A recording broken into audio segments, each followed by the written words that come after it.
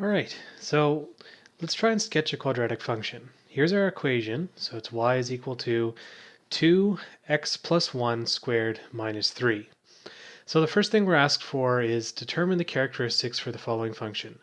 Let's find the vertex. So our base equation is just y is equal to a x minus p squared plus q. So if we look at our equation here, our p is going to equal -1 because see it's plus 1 in our equation, so we got to change the sign. Our q is going to equal -3. And actually these two values tell us what the vertex is going to be. The vertex is going to be -1, -3. Because p and q are the only things that move the vertex. They move the whole whole parabola, the whole quadratic function, but the vertex is what we really care about right now. So let's see, -1 and -3. So that's going to be our vertex. The domain and range. So we know already that the domain is always the same. So we're going to have x is contained in real numbers. Okay. The range is a little bit more tricky. So let's see, we'll draw our y. So the range is going to be from this vertex.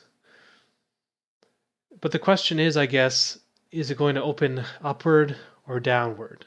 So maybe we should do the next question first. So the direction of opening is, let's see, a is a positive number, so it's going to open up. So that means that it's going to look something like this. Okay, so it's going to open up. So that means that with our y values, -3 is going to be the smallest value. So y is going to be greater than or equal to -3 y-e-r. So now we don't have quite enough information for a good sketch. So let's see here. The action or the equation of the axis of symmetry. So if we have our vertex at -1, -3, and it's opening upward, our axis of symmetry is just going to be x is equal to -1.